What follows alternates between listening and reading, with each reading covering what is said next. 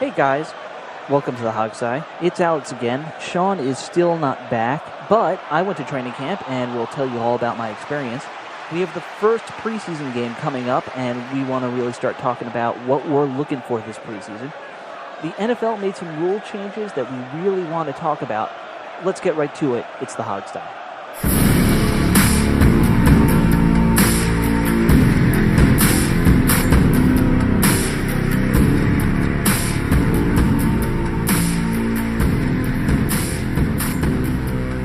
Welcome to the Hogsty with your crew, Alex Zeese, Steve Thomas, and Robbie Duncan. And now, here's your host, Sean Conti.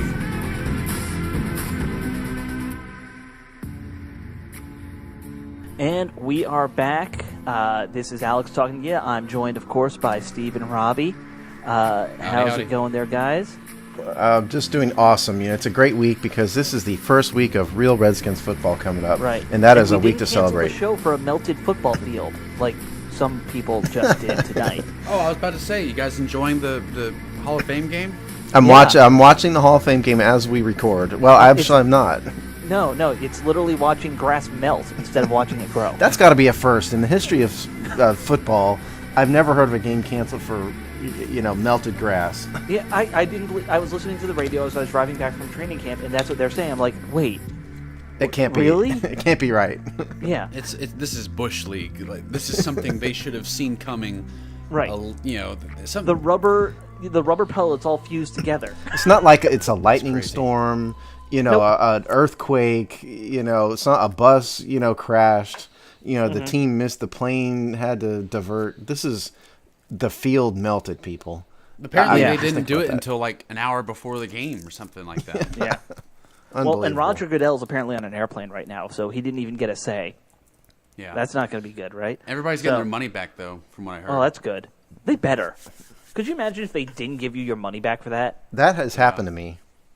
Oh, really? Yeah. I was supposed to go to a bowl game. Not a bowl game. It was a regular season game between my alma mater and the University of Houston up in Dallas, and the game got canceled because of a massive hurricane, and nobody ever got our money back. That's bull. Yeah. I'm sorry. They said they were going to, and it never actually happened. Yeah. That would... I would be ready to tear down that stadium. I want to tear down that stadium anyway. I wouldn't put it past the NFL to keep the money. I mean, come on. Yeah. This is the NFL we're talking about here. Yeah. Well, I mean, at least they did the right thing here. But let's get into our topics. We got a bunch going on today. I drove 3 hours down to training camp. By the way, 4 hours back for what should be less than a 2-hour drive. Oof. Yeah. Traffic. But I was at training people. camp. Yeah. Yeah. Can we get a second highway? Virginia, I hate you, but can you really get your shit together, state? Do you have a spare $5 billion laying around? Well, if they want to build the stadium that we're going to talk about later, then yes, they do. They don't have it for a road, I can guarantee you that. No. Yeah. But, okay, let's get into it. I went to training camp.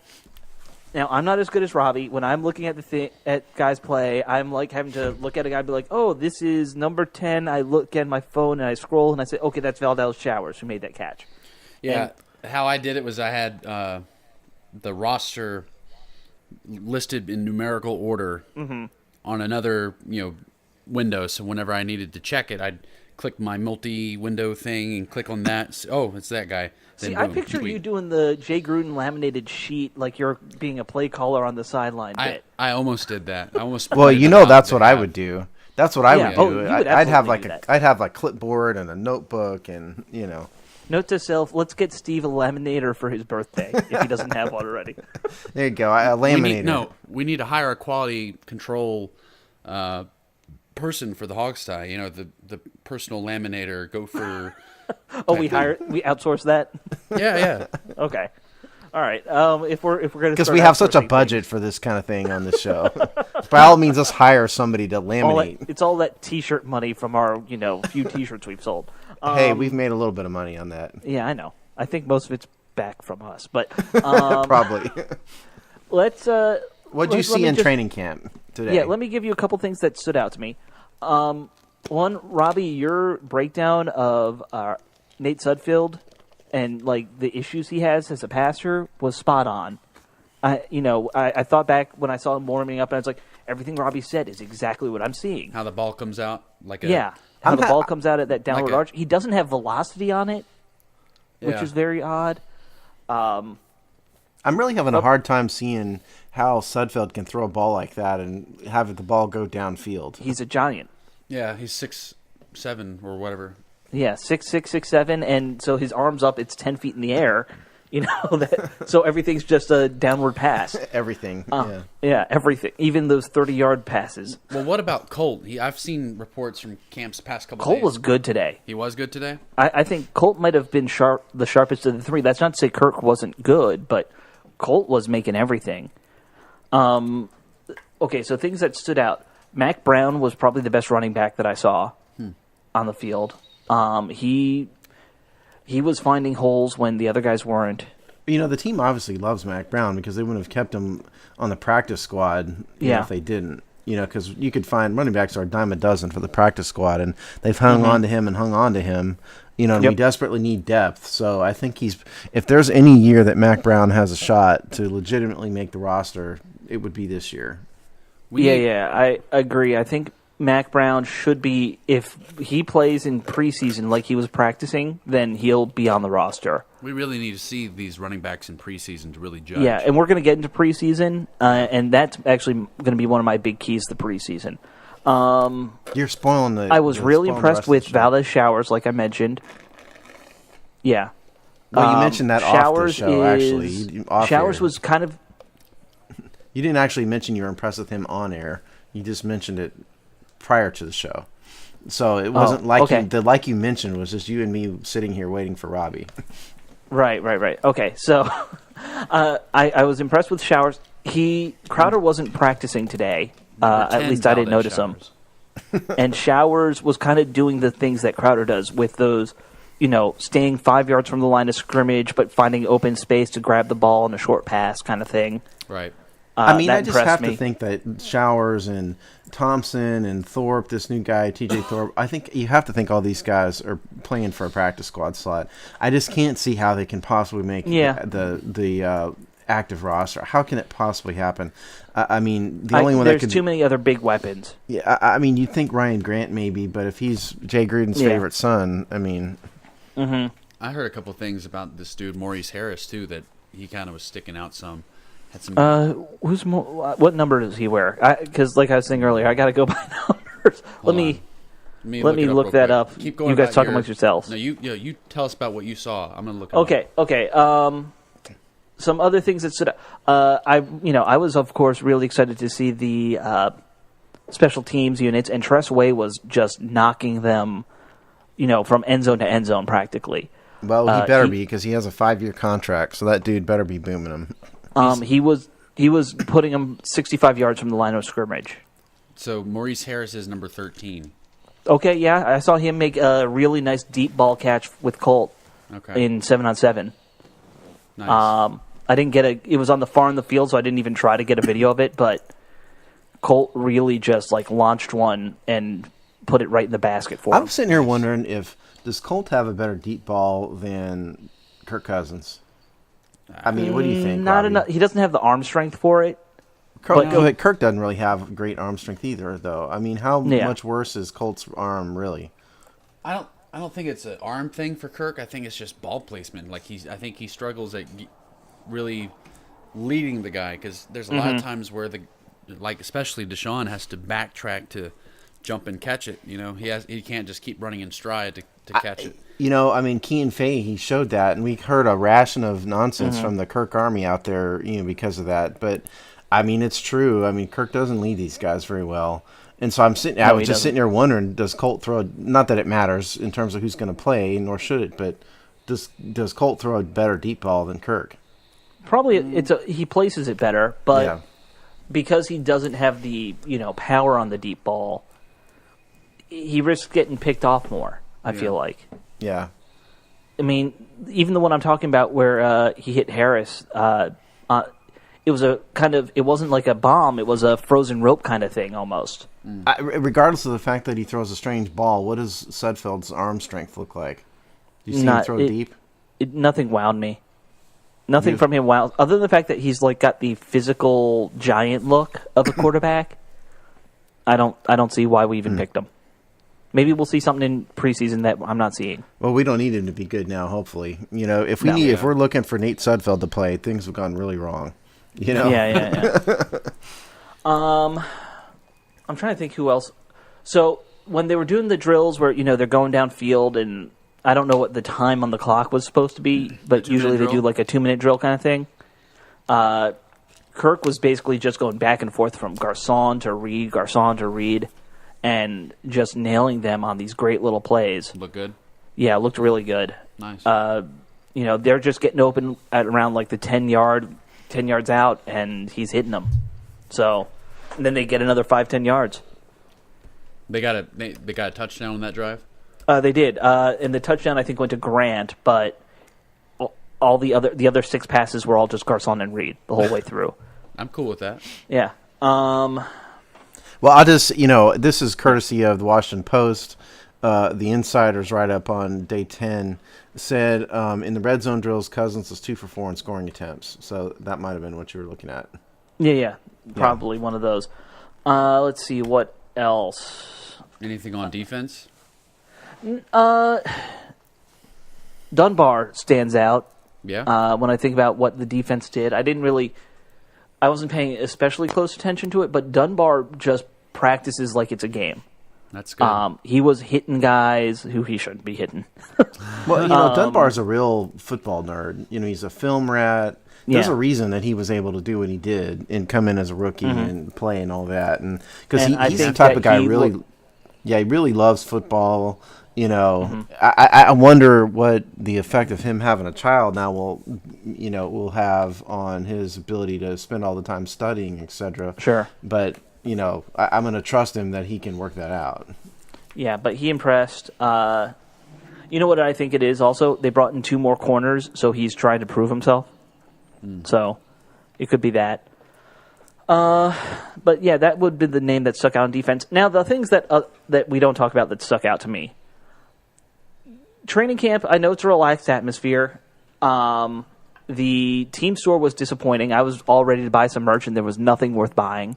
Really? Yeah. Did they have like 90% off Robert Griffin jerseys in there? No, it was nothing like that. It was, full price hats and jerseys and stuff like that. You don't think that the Redskins are going to discount merchandise at training camp, do you? No, of course not.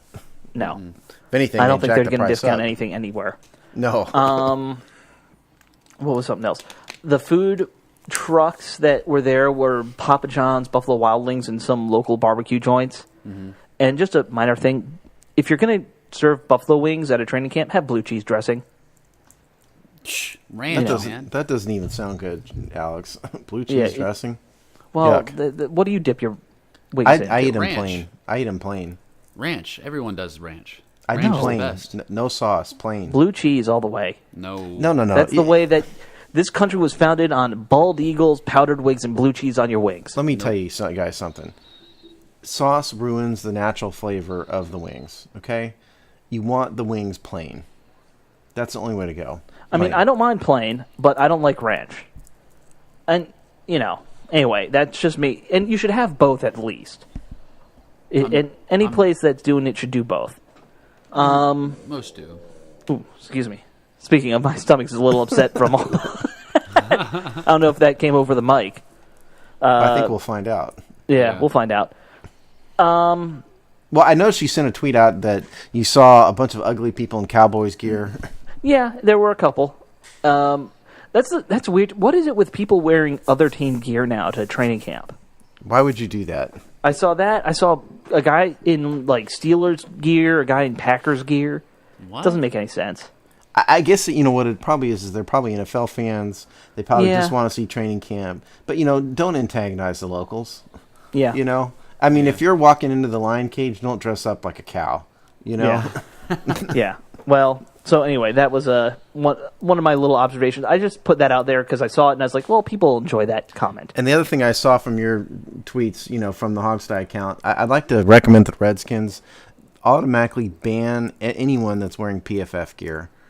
Yeah. We really don't there need was that. Well, they had press passes. They were That was PFF then. Yeah, that was PFF. That wasn't. Well, that's even worse. I'm surprised they even watch any football, honestly. Well, I thought they were all from England, but it was just I noticed guys in PFF hats. And I was like, that's weird. Who the hell wears a hat from a website or clothing from a website to a training camp? Certainly not us. Certainly not. Why would we do that? Free advertising? Yeah, that would be shameless self-promotion. No one should do that. So, now, like I said when I went there, Robbie's going to know what he's really looking for. I'm just looking around, and I was just trying to give people, more lighthearted looks at training camp. So how would you overall sum up the day? Did defense win, offense win? Oh, I would say this was more the offense who won. I think the passing game looked pretty crisp, especially on the short plays. Mm-hmm. The long stuff was, hit or miss, but it's going to be.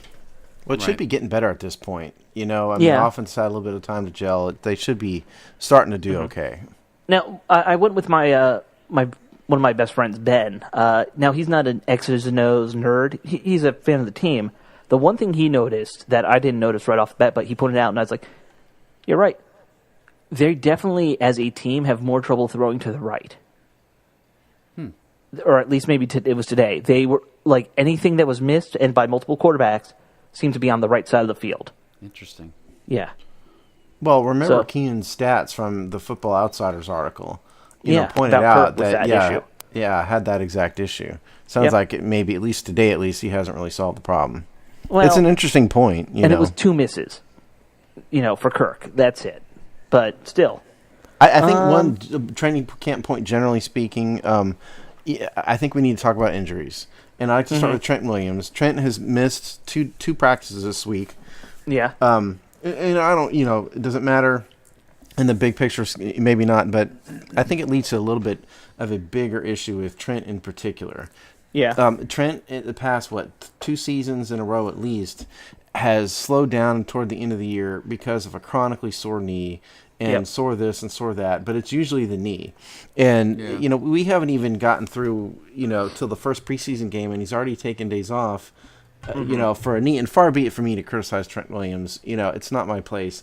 But I just point out that if the guy is already having to take time off because of sore knees, what is that going to do when we're at week 14? That's my problem. I mean, it's a concern. I know he was suited up. I'm sure I saw him, I think a few reps, but I can't tell you said he had a limited participation today, so that means he did some drills. Yeah. He probably didn't do 11 on 11. I know he didn't do one-on-ones either. Apparently, no, I didn't see him do one-on-ones. Yeah, because I was watching those, and aren't those fun to watch? They are a lot more fun to watch than I thought. Like guys getting manhandled at times. I'm on a spot one guy, and I'm just trying to remember who it was. Well, while you're doing that, on the Trent thing, I'm just kind of fast forwarding here. If the knee never gets better, and he starts to get older, right now he's kind of managing it, but he does look noticeably less. And Robbie, I mean, you've said this. I'm kind of quoting you. Yeah. He really looks kind of average when his knee is really bothering him, and when he tries to tough these things out. So is it going to get to the point, say 2 years from now, when the knee is kind of chronic and he becomes a lesser player as a result? Well, I mean, what do you think, Robbie? Let's hope it doesn't get to that point, but luckily we have one of the best talent evaluators and bringer-ins, if you want to call it that. The in-bringers. In-bringer, whatever you want to call it. But luckily we have one of the best of the best with, Scott McLuhan, so I'm sure he can find I don't mean to be negative, if but I'd like to that point. Yeah, I'd like to point out that this year, 2016, Trent's dead money drastically exceeds the cap. But starting in next year, his cap hit is exceeded by the dead money in every year through the end of his contract. So that means that the team could, God help us, get rid of him, get out of his contract if it really became a problem. From after this year. This year they couldn't do that. Right. And the other person, go ahead. The last guy I want to spotlight, who in those one-on-ones just dominated one of the O-linemen, was defensive end Anthony Lanier. I saw him just take a guy and push him right onto his ass. He did that to one of the tackles? Yeah. It was tackle or guard. I couldn't tell because the guy was lying on the ground with Anthony Lanier just on top of him. You remember what number it was? No. I had to look up 71. Lanier, so I don't remember who he If But it was, still, he's a undrafted rookie, I believe, isn't he? He was. He's the Alabama guy. Yeah. Not the Alabama, but the Alabama something. A&M. Yeah. I think if it That's was the guy 71, we would have heard about it. I was just that was the joking guy that about Doug Williams really wanted us to sign. Apparently. Oh, really? Okay. Yeah, he was playing with a mean streak, I guess, that practice. Cool. So, I'd like to point out Josh Doxson. I think it's worth a discussion. The guy hasn't practiced. He hasn't participated in basically any OTAs at all. He's in a walking boot, like every other day, or he's got some schedule like that. right. I mean, at some point, when you're talking about a rookie wide receiver, the year is going to become a wash. Sure. The team is just going to have to move on without him or get him minimal playing time. But it's very clear that the Redskins were not completely truthful about the severity of his Achilles, because it's his Achilles. Because they've been telling us for weeks, months, It'd be day to that day. it's a day to day. It's not day to day if the guy hasn't. Well, now it's practiced day in to like day 2 to day months. to day to day to day to day to day to day. It's week to week, I guess. Yeah. Well, I just did 9, I think. So Yeah, I'm just sitting here wondering whether, at what point, does it become a wash for him? I mean, we're too early for that now. He's missed a week. It's way too early now. I would say if he is not at least practicing by, let's say week 3 of preseason, then I'm starting to really worry.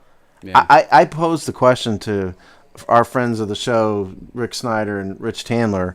Are they thinking at some point, this is a short-term IR situation for him? And I'm sure Rick said, "Stop panicking, Steve." Well, they both said no. They both said, Rick and Rich both said, it's way too early for that. Okay. They're not thinking that. They don't need to. One, they don't need to decide that until the regular season, for one thing. But the team is not that worried about it at this point. So, maybe we're just being overly. It's not really you guys. It's me being overly negative about it. But it's a concern to me. Yep. He wasn't in his boot today, from what I heard, and didn't show any kind of limping or any. I think I saw him, and it's obviously hard to tell sometimes who's who when you're on the sidelines and the guy's across the field not wearing a uniform. Yeah. But I'm pretty sure I saw him just kind of throwing the ball back and forth with one of the trainers at one point out there. He's been doing that a lot, though. He needs to get into the drills. He needs to start learning the way the Redskins do the route tree, or applying what he's learned on the field. He needs to get, used to the quarterback. Because for those of you who've never played, it's not just a saying when people talk about how the quarterback and the wide receiver need to get used to each other, because there's certain subtle things that the wide receiver does, that the quarterback does, that they can tell each other that the ball is coming. The quarterback needs to get used to his speed, the way he will react in the air. All that stuff comes in practice. He needs to get used to the catch radius, that kind of thing. Yeah, exactly. And so at some point, it needs to happen. Otherwise, he's just going to be our 5th string wide receiver for the year, Yeah, and I unfortunately, luckily we're in a year where we can get away with that. But I agree with you. You don't want to see your first-round pick out for the year. No. Or not contribute. But let's move on, speaking of contributing. We are only, 4 days? Maybe, I guess it'll be probably 3 days or less when this show goes up from the first live-action game of the season. Yes. Preseason game 1. Are we in Atlanta? Is that right? We are at Atlanta. Yeah, that is correct. So we'll be playing at traveling Atlanta. Wednesday. Yeah. Yeah, and now the opponent doesn't matter. No. The starters You know for what? this- It matters a little bit to me because, Atlanta has a wide receiver I've heard of a time or two that is kind of good. Yeah, but he's only going to be Julio out there Jones. 5 to 10 snaps. But this is our first live look at Josh Norman versus Julio Jones. That's a good point. That's so a the good point. Redskin. Yeah, as a Redskin, right. And so, he's going to be out there for a series or two, ones-on-ones. Right. And I'm, for one, I'm very excited to see that. But I think that's fair. Yeah, I'd like to hear what you guys look at as your keys to the game. What are we don't care who wins or loses, but there are certain things we're looking at. So what are we looking for? Well, stopping Devontae Freeman. I mean, they ran a lot last year with him. He got some good yards and numbers, put up a lot of stats. And then obviously Julio Jones. If we can stop the two of them, I think we can be okay. But one thing I'm kind of really interested in watching is our offense against their defense. They got some speed rushers in Vic Beasley, Paul Warlow. He's not a pass rusher, but he's a smart, overachieving linebacker, kind of like Will Compton, from the CAA, by the way, from Delaware. But what's the other guy's name? They drafted someone else too. That was a pass rusher. They got Dwight Freeney too, by the way. Yeah. He just Freeney. By the way, signed it surprised me a little that Freeney signed with Atlanta. Oh, and we'll get a look at Keanu Neal, who many Redskin fans wanted the Skins to draft. He's their starting strong safety right now. He was a popular name around draft time. Oh, yeah. Well, for me, I think everything you said. It's the same thing we've been preaching for the whole off season. We need to see consistency in the run game, and this is you might as well start now. We need to see whether Matt Jones can produce, because he's going to get the first carries in the first. I think we all can agree here that what we're going to see from the Redskins is 2, maybe 3 series at most, depending on how they go, from the ones on offensive, defensive sides of the ball. Under no circumstances are the ones going to play into the second quarter. They probably won't play the whole first quarter. And then from then on, we'll see the 2s will play the second and third quarter, and then we'll start to see the real back of the roster. Sudfeld will probably get the fourth quarter. So that's kind of what we're looking for. But to me, when it's ones-on-ones, I want to see Matt Jones produce like a franchise back. He needs to average 4 yards a carry or more. I want to see, to the limited extent we use a passing game in the first preseason game, it needs to click and it needs to be smooth. I'm more confident in that than I am the running game. Yeah. So that's what I'm looking for. Plus, on top of what Robbie said. Let me give you one on offense and one on defense. I agree with you. I'm looking at the running game on offense, but I'm not looking at Matt Jones. I know he's going to be the presumed starter, whether we like it or not. I'm looking at those other guys to see who will step up and be that true number 2 that we desperately need. Because sorry, go ahead. Yeah, I have some but very little faith that Matt Jones can produce. I want to see somebody else come in and show me, can you at least give us another 500 yards on the ground this year? Because that's what we need. We need somebody to come in, give us 500 more yards on top of whatever Jones and Thompson, or is it Thomas? I'll say take this for what you guys will, but the beat writers have been saying that if you start adding up carries in training camp, that Rob Kelly is getting more of the carries with the 2s instead of Keith Marshall. And Gruden's been saying a lot about Rob Kelly too. Right. A couple of the beat guys tweeted out today about how he was very impressed with Rob Kelly.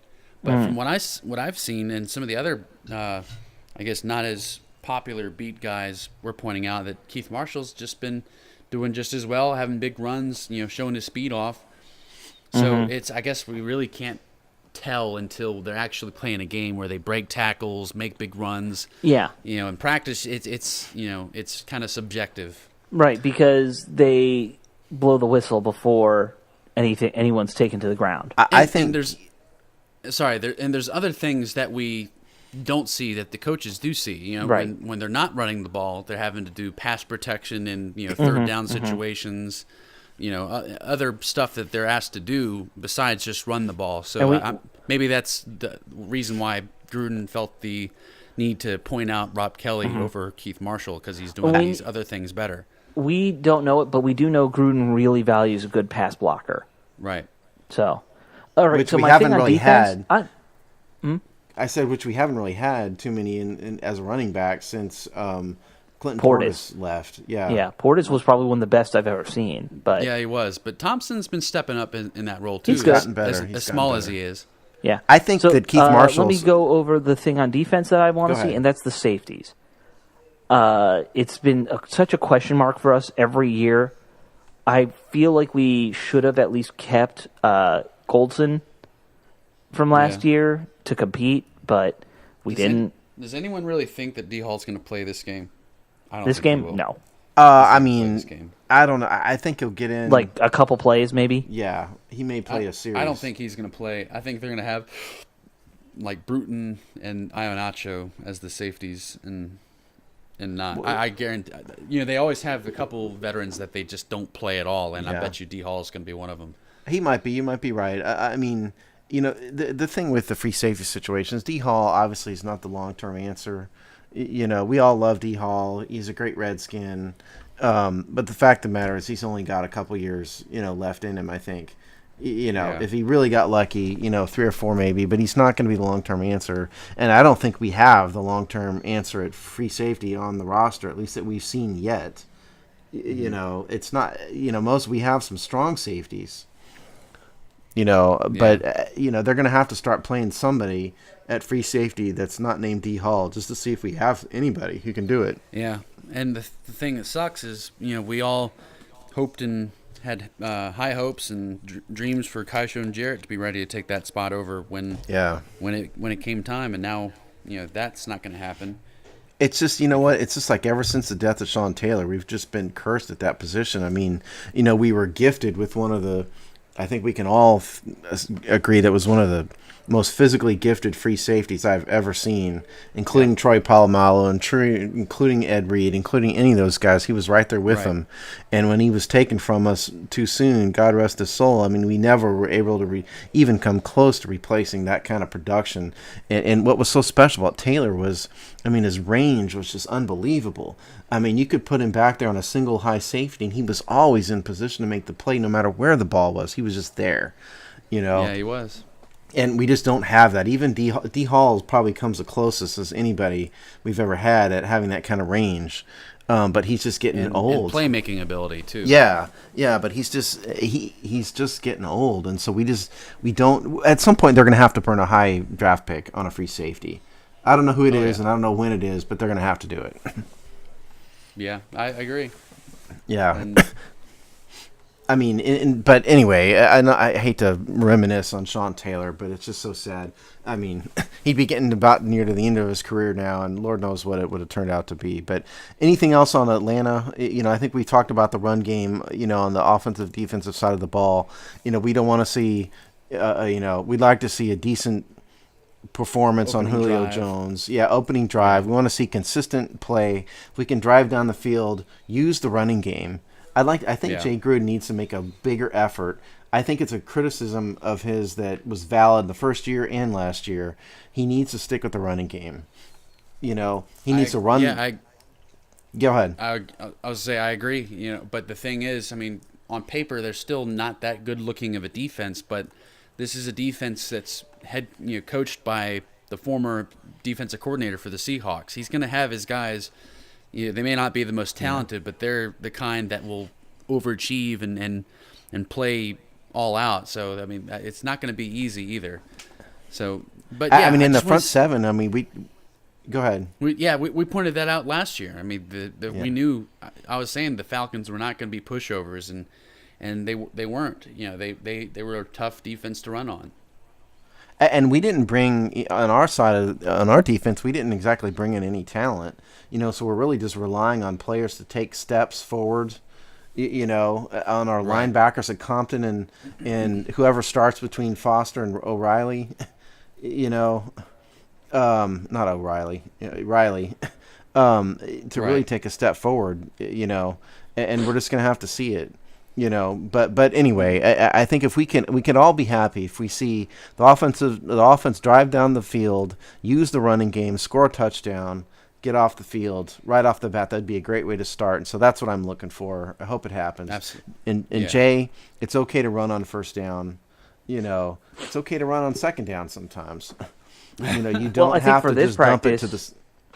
You don't have to dump it into the screen pass all the time. Sure. For preseason, I want to see a lot of running. I want to see one of these running backs show up, show that they can be I think the guy. That what I was saying earlier is I think Keith Marshall is going to become this Colt Brennan, Anthony Mix, You know, who was Marcus the other guy? Mason. Thank you. That's what I was Marcus trying to think of. Mason. Marcus Mason, the fan favorite that everybody goes gaga over because this guy has just got so many physical tools. Or Lake Seastrunk. Lake Seastrunk. Yeah, And then there there you was go. that one guy who went to the Saints. One guy who went to Cornerback. the I can't Saints. remember. Oh, yeah. Lee Torrance. Lehigh Torrance. I think all of us had just a slew of Lee Torrance jokes there that went on for like a year. It seemed Oh, like. yeah. Oh, yeah. Yeah. Lots of Lee Torrance jokes. But point is, folks, don't get too upset if the Redskins lose. It doesn't matter. They don't game if y'all don't realize they don't game plan these games. They the only game planning they do is to run certain sets with certain players. They're not. Right. They're not. They want to game see certain planning- things. They're not game planning to beat the opponent in the preseason. It's all vanilla. Everything's vanilla. It's just base Right. stuff and playing football. Well, And above all else, they're trying to keep people from getting injured. We don't need Right. that. So Game 3, there's a little bit of non-vanilla. Yeah. Because Yeah. that's bit. the one they do pretend is a real It's game. like the audition or the... Yeah. Oh, and the other rehearsal. thing before we move on to another topic, I think we need to look for the tight ends. We need to look to see what kind of time Vernon Davis gets. To see what he really. It's our first opportunity to see what Vernon Davis really has. Is it the Vernon Davis in the 49ers of 5 years ago, or is it the old and washed up and decrepit guy last year? We'll find out. Well, all the tight ends looked pretty good in camp today. So it's going to be a tough battle. That They position. have too many tight ends. We're going to have to let a good one go. Yep. Yeah. Yeah. Well, let's move on because we're I don't know how behind on time we are. But we're good. We're doing all right. okay. We're at 35. 35? Cool. Yeah. I started mine at a different time than you guys. That's why I can't count. Let's talk about the rule change stuff. Steve, All right. you had mentioned this earlier in the week that you wanted to kind of bring up some of the new rules that the NFL had Yeah, the and NFL, how they might impact the game. Yeah, how it works is the competition committee makes recommendations to the owners on rule changes. The recommendations typically come from the teams. The Redskins made a whole slew of them. All of ours usually get shut down. Yeah, usually because we don't have an owner that while he's gotten better and we like him, he's not that influential. I think that's fair to say. But point is, so this year they approved a handful of them, and the most important of which, and the one that impacts the game the most, is going to be that if on a kickoff that becomes a touchback, meaning the ball goes through the end zone or is downed in the end zone, the receiving team will get the ball on the 25-yard line. That is a 1-year only test run this year. Right. I think it dramatically changes strategy. I think it sort of frankly goes against the idea that the NFL is trying to get away from the kickoff. I think what could theoretically happen is that teams start, you don't have a Tress Way, you tell Tress Way to stop booting it through the end zone and you kick it to about The 5. or maybe just the goal line, Right. and make teams run it out because coaches are not going to want to give up the extra 5 yards. Right. So, Yeah, That's- that's huge. It 5 is. yards is huge. yeah, it is. Well, let me put this part out there, though. If you don't have a decent returner, how often are you going to see guys let that ball bounce at the 5 and just roll back into the end zone? Yeah, there's not much incentive to want to return it. I mean, because if you don't, it goes to the 25-yard line. There's not an incentive to return it, but that's also going to make, I think, the kicking teams try to not kick it into the end zone. I think the whole thing could backfire on the NFL. Frankly. I think they've already realized that, or Yeah. at least somebody has, because everyone said this is going to backfire. Yeah. Because Probably. apparently, isn't this what they do in college now? 25. Yeah, Yeah. So college is 25. and they still return it like crazy. Yeah. So Well, that's college, though. my thing is, even if the ball's landing at the 3-yard line, the 5-yard line, the momentum of the ball is just going to carry it through the back of the end zone if no one touches it. I mean, it depends, Again, I think you can tell your kicker to aim for the 5-yard line. Sure. Right. Yeah. Okay. They made permanent the move from the extra point to the 15-yard line, so that's going to stay. The coach to player communication system now does not have to just be the head coach. It can be somebody in the booth or somebody on the sidelines. Chop blocks are out. All chop blocks are illegal no matter what. There's a 1-year test a player will be disqualified who is penalized twice in one game for certain types of unsportsmanlike conduct. Call that the Vontaze Burfict rule. Right. 25-yard line. They've expanded the horse collar rule. Okay, that's probably good. And there's a couple more minor ones. The one, of course, that they didn't change was the catch rule. So we're stuck with the catch rule for another week, or another year, rather. We still don't know what a catch is. I thought, you know what? I'd like to read. You all want to hear what the catch rule really is? You want me to start reading? Yeah. Cut me off, and it gets too long. Okay. A player who, I'm going to read the whole thing. A player who makes a catch may advance the ball. By the way, this is, to have a site here, this is Article 3 of the rule book. Rule 8, Section 1, Articles 3 through 4. A player who makes a catch may advance the ball. A forward pass is complete by the offense or intercepted by the defense if a player who is inbounds, 1, secures control of the ball in his hands or arms prior to the ball touching the ground, and 2, touches the ground inbounds with both feet or with any part of his body other than his hands, and 3, maintains control of the ball after A and B have been fulfilled until he has the ball long enough to clearly become a runner. A player has the ball long enough to become a runner when, after his second foot is on the ground, is capable of avoiding or warding off impending contact of an opponent, tucking the ball away, turning upfield, or taking additional steps. That's just the first half of it. Okay, it goes on and on. That's not even. That's about the first third of it. That first half or third or whatever, that's fine. I'm already. Well, here's the. Okay, you ready? If a player loses the ball while simultaneously touching both feet or any part of his body to the ground, it is not a catch. Item 1, player going to the ground. A player is considered to be going to the ground if he does not remain upright long enough to demonstrate that he's clearly a runner. If a player goes to the ground in the act of catching a pass with or without contact by an opponent, he must maintain control of the ball until after his initial contact with the ground, whether in the field of play or in the end zone. If he loses control of the ball and the ball touches the ground before he regains control, the pass is incomplete. If he regains control prior to the ball touching the ground, the pass is incomplete. I'm going to stop reading here because it goes on and on and on. There's 6 items here. Here's my point. We've made a catch so complicated that it takes an attorney to sort through this and figure out what a catch is.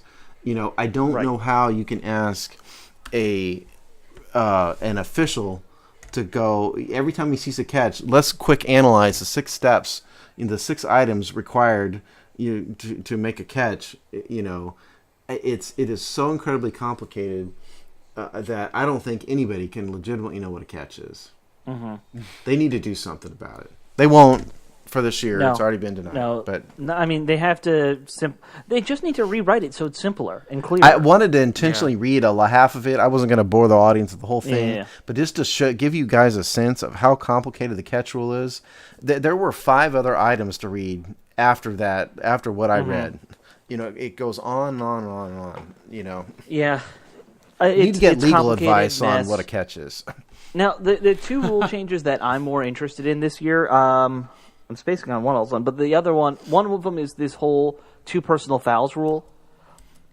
Am I clear I like that it's not any personal foul? It's got to be certain types of... It's certain type. It says certain types of unsportsmanlike conduct fouls.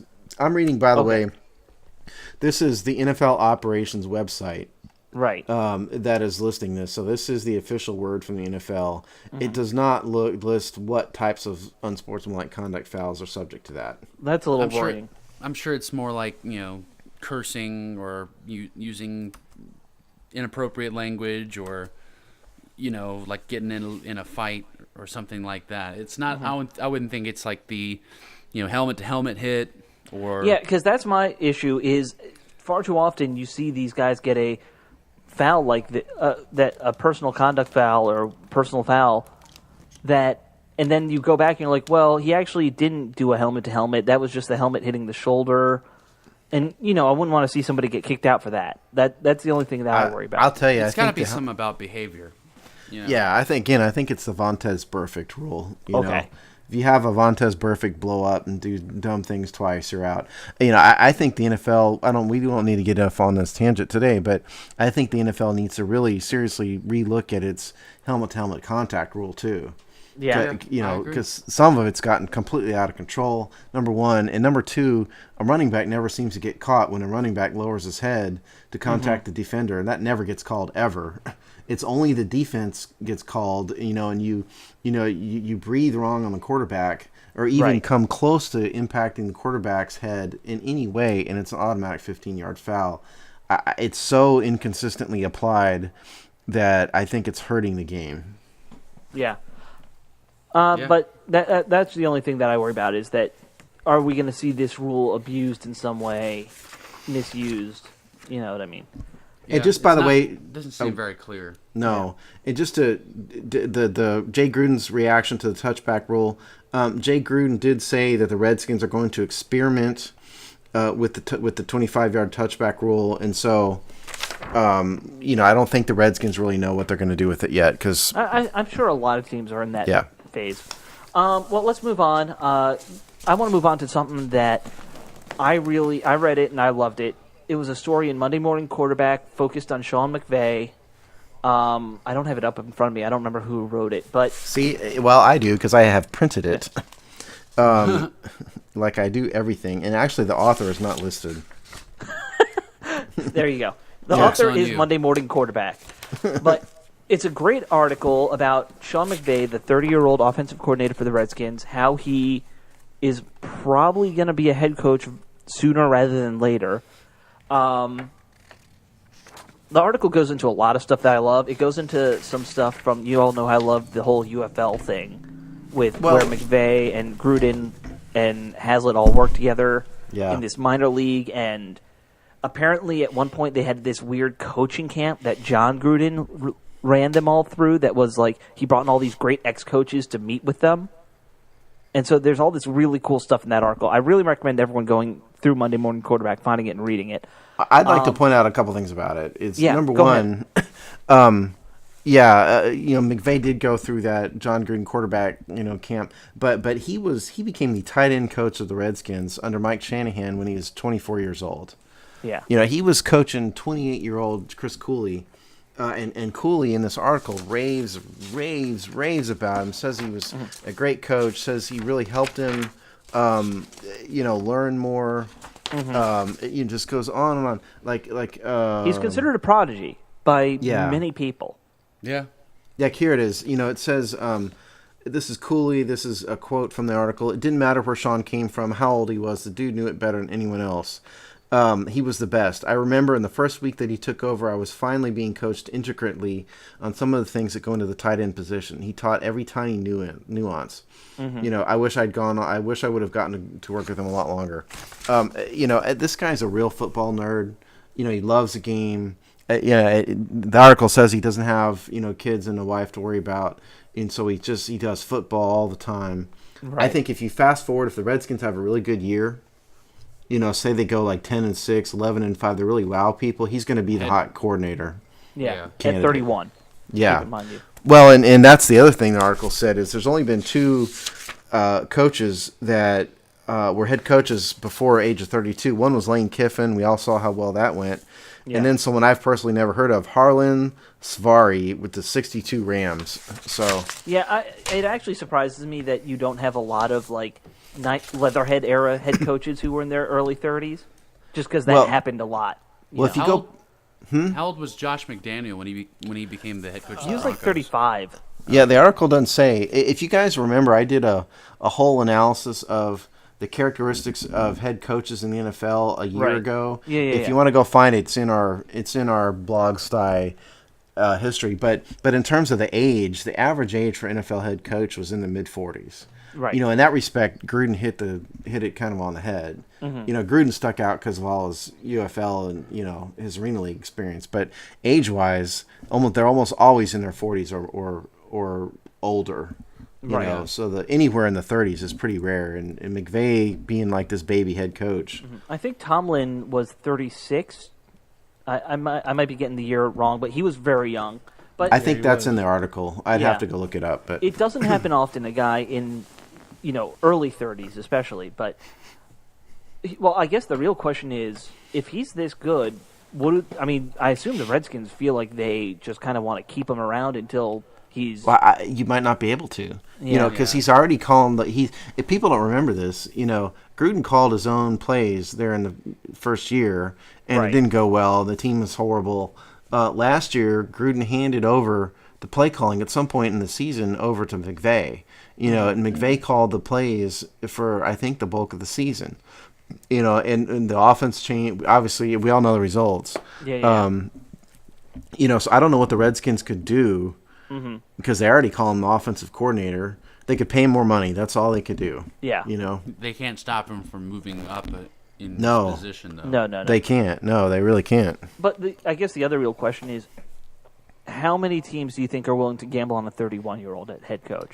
A desperate team. A desperate team, maybe. That thinks he's like a fresh breath of fresh air, brings new life to a team, that kind of thing. There's going to be some team out there that goes 2-14 that's going to be firing their coach. So you mean Cleveland? Well, I think they like Hugh Jackson. I think Hugh Jackson's actually going to get a fair shot there. So Yeah. I don't think it's going to be Cleveland. But one thing- I mean, unfortunately, that's the thing. Like, you're talking about that level of team. Oh, for sure. I mean, Well, I mean, one thing that does seem kind of be taking place more often now. Well, it's not like a huge, occurrence that keeps happening or that's starting to like a new fad or something. But hiring a defensive-minded head coach and having an offensive coordinator that's like this second head coach kind of thing. second head coach that is one of these creative geniuses, offensive gurus, while you let the head coach worry about the defense. The Vikings did it with Mike Zimmer. They got that going on with the Falcons. They brought in Well, I mean, if you look, Kyle Shanahan to run the offense under what's the guy's name? Fox? Falcons. Zimmer? No, the Falcons head coach now. I can't remember all of a sudden. I don't remember. Anyway, He's not Mike talking. Smith anymore. that same kind of fashion. I'm not saying it's going to prevent McVay from getting a spot as a head coach, but it does seem like a lot of teams are going in the direction of a defensive head coach with a free reign offensive coordinator type thing. Well, and you're talking about it's the Dan. model- You're talking about Dan Quinn, Robbie. By the way, Dan There Quinn, you go. thank Yeah. you so much. It is the model that the Patriots have been using forever. I don't think you can use the Patriots as a model of anything. I mean, Bill Belichick, it might be the greatest head coach ever. At least by results. But he's a I mean, defensive-minded guy. yeah, I think that's an unusual situation. Yeah. He was originally a defensive coach, yes, but the Patriots are not a good example of anything, Yeah. Fair in enough. terms of pattern. And Belichick was the only coach in the NFL who became a head coach without, his experience set was unique. He did not have significant experience as either a college or pro assistant.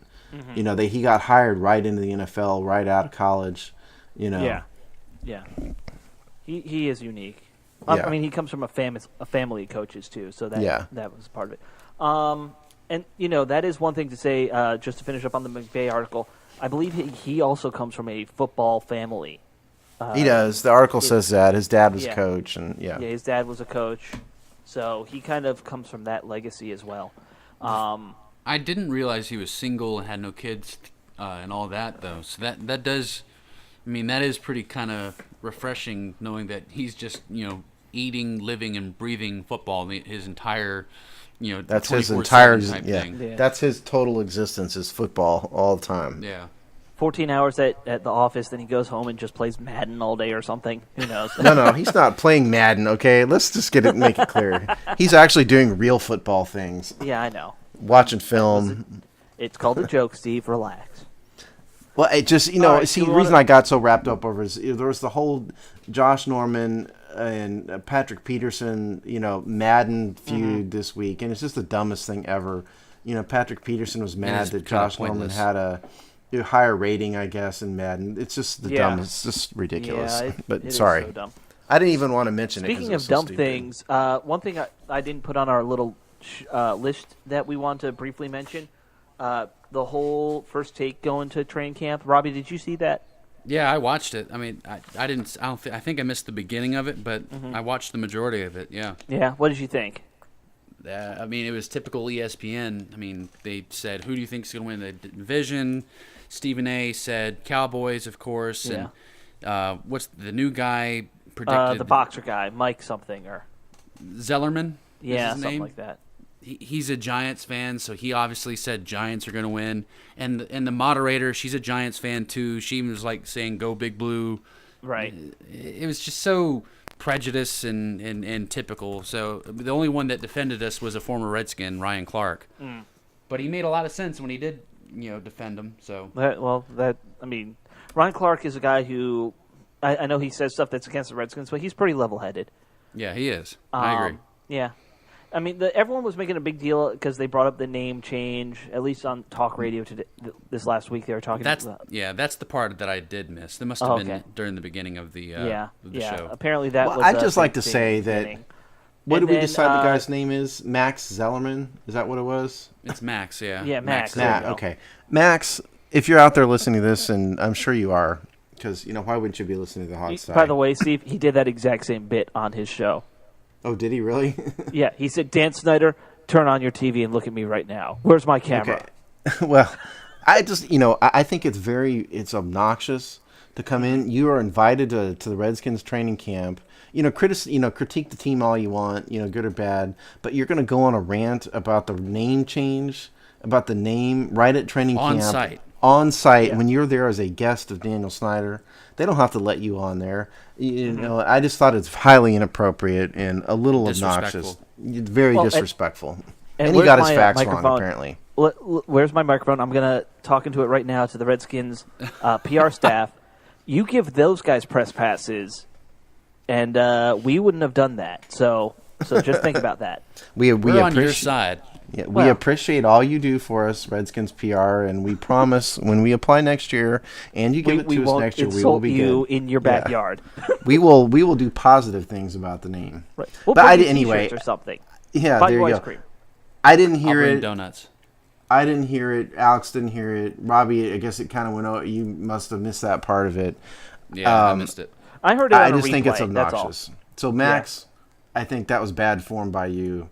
And fortunately, I don't have the time in the day to waste watching your show, and I'm glad. I'm a better person for it. Right, you have what's called a job. Yeah. Well, yeah. So let's. And you let's just move insulted on. Robbie because Robbie has a job too. He just wasn't working at that moment.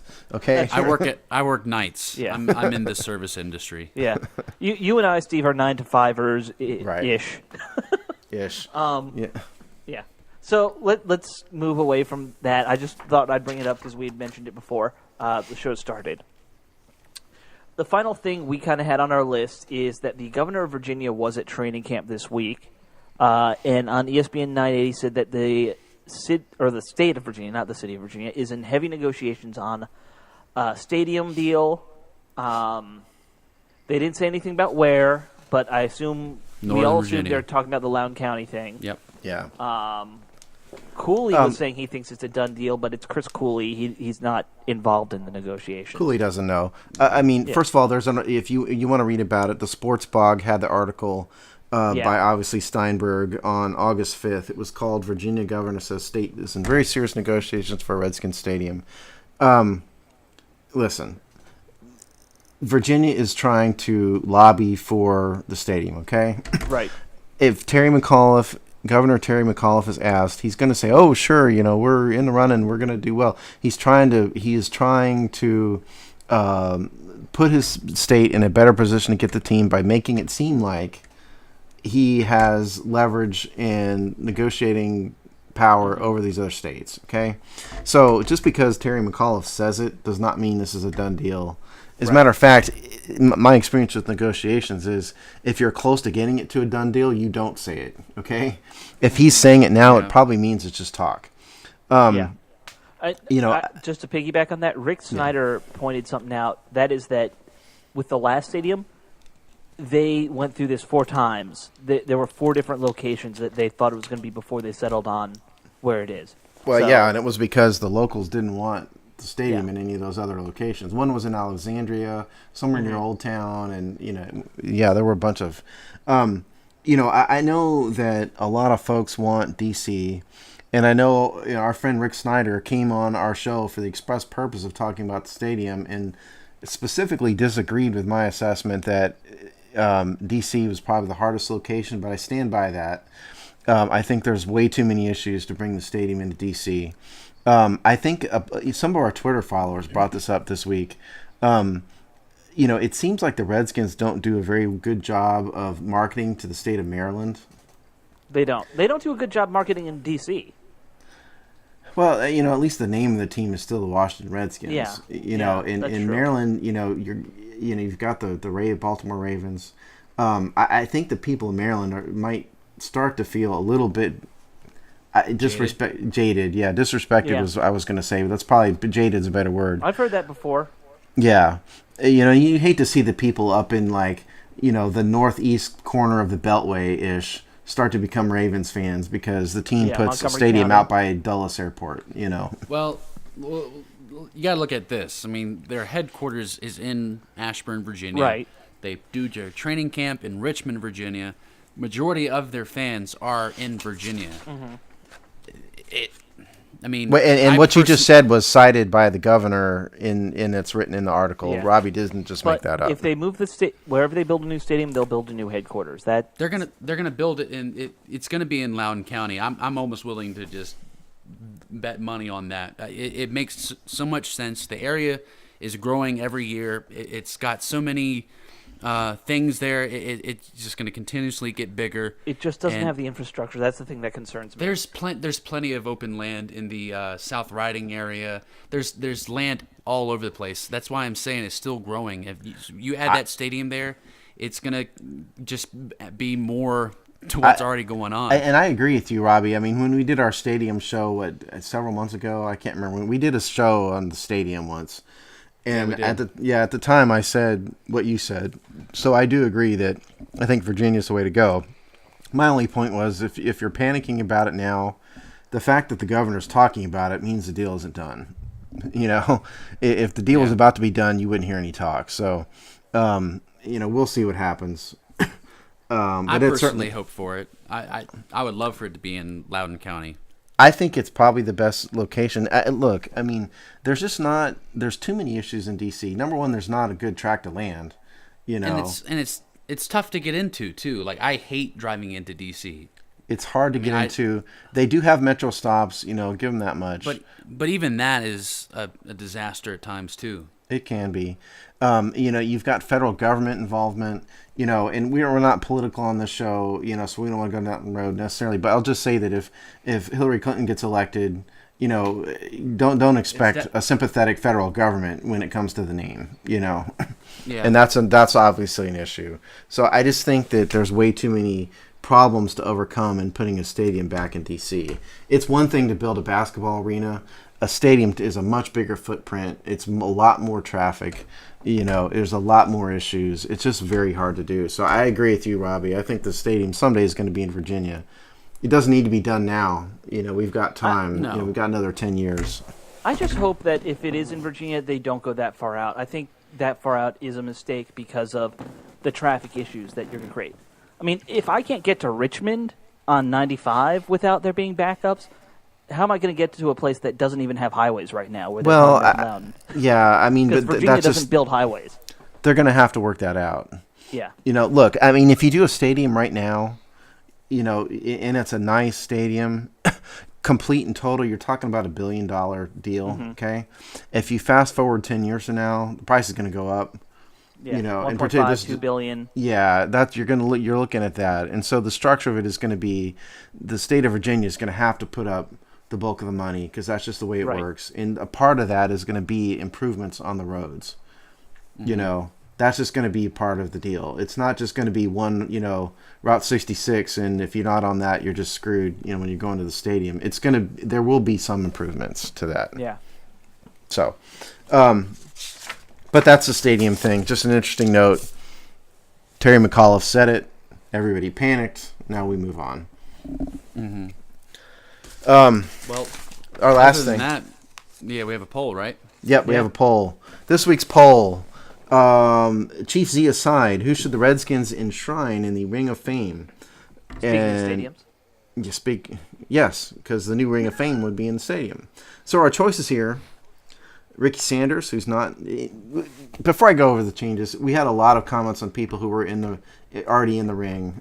So obviously I ignored those. People, please spend 5 minutes to Google. Yeah. Like Monty Coleman is in the ring. Monty Coleman's already in the Ring of Fame. Okay. Yeah. Ricky Sanders, Chris Samuels, Clinton Portis, or other. And I gave another because, who knows what some people may, who knows what some people may favor. So, Twitter, just please give us 5 choices. It'd be much better. So, Alex, I know you looked at this because I know you voted and you commented. So I'd like to go to Robbie first. What is an obvious answer to me, and that was Boss Hog himself. Joe Bugle. Joe Buggs, yeah.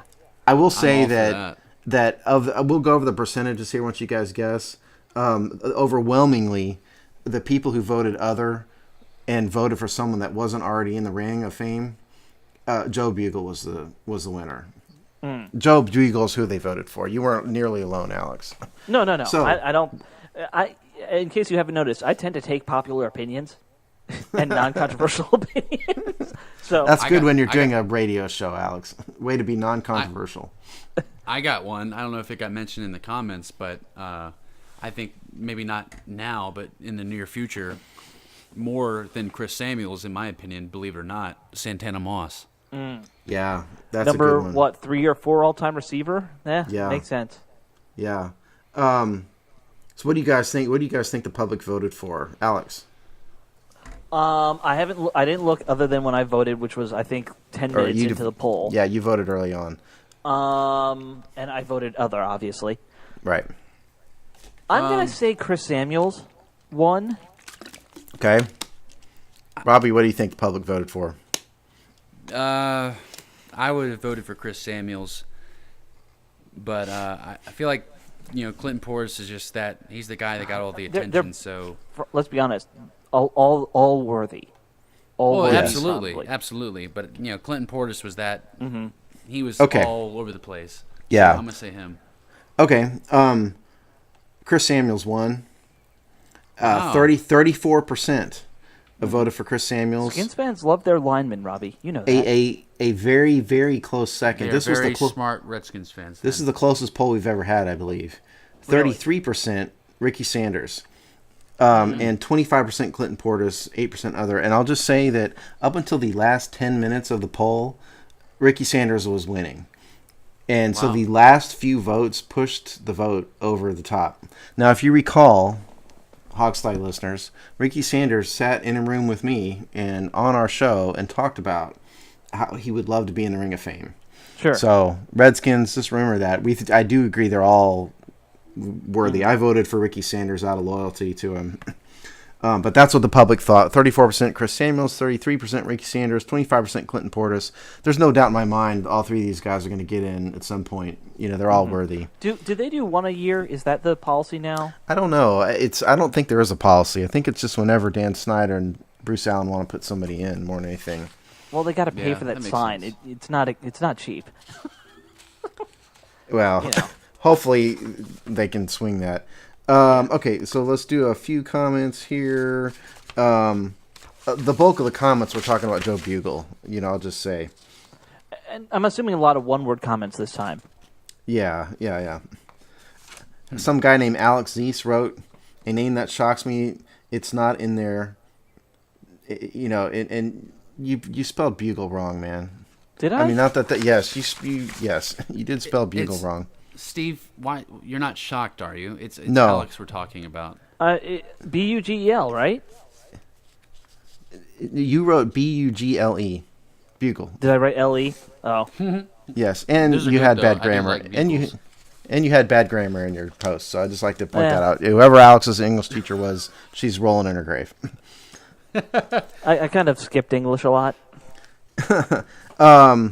Okay, there's a lot of Joe Bugles. Skins Mama, I like this one. Ricky Sanders, please. He's another unsung hero. I totally agree with you, Skins Mama.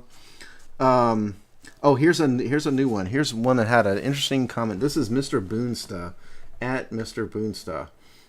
The only non-player coach I would have in front of Chief Z for the Redskins Ring of Fame would be Frank Herzog. Frank is a good one. Yeah, I thought that was an interesting one because I know a lot We'll of you never out there get hate it. Larry Michael and you love Frank Herzog. I like this comment. The glory days. Yeah, I just like the poetic nature of this guy's comment. This is Daryl Throne at Throne_Daryl. Chris Samuels was a lonely bright spot in a dark time for us. How true that is. I mean, And now, somebody Chris with the Samuels last did name play of I was going to say, Chris Daniels did play on a pretty good line for a little while there. He had Jansen on the other side. They were a heck of a tandem. Yeah, they were. I mean, you might want to see John Jansen, in the Ring of Fame someday. But anyway, so that's the poll. So thanks to everybody who voted. Maybe what we'll do is try to get this poll to the Redskins PR so they have it, so they know what some of the fans do. And I just like. So we'll try that. So that's the poll. Sorry, I think we all flustered each other with a little side conversation here. Go ahead and say it, Steve. Yeah. Okay, I see. Okay, the reason why we had a pause here, folks, is that one of the comments came from a relative of one Robbie Duncan, Robin Hoffman Duncan. Isn't that your mother, Robbie? Yes. Okay, she voted for Joe Jacoby, and God bless her. We love Joe Jacoby. He's the greatest Redskins offensive lineman, but Mrs. Duncan, he's long been in the Ring of Fame.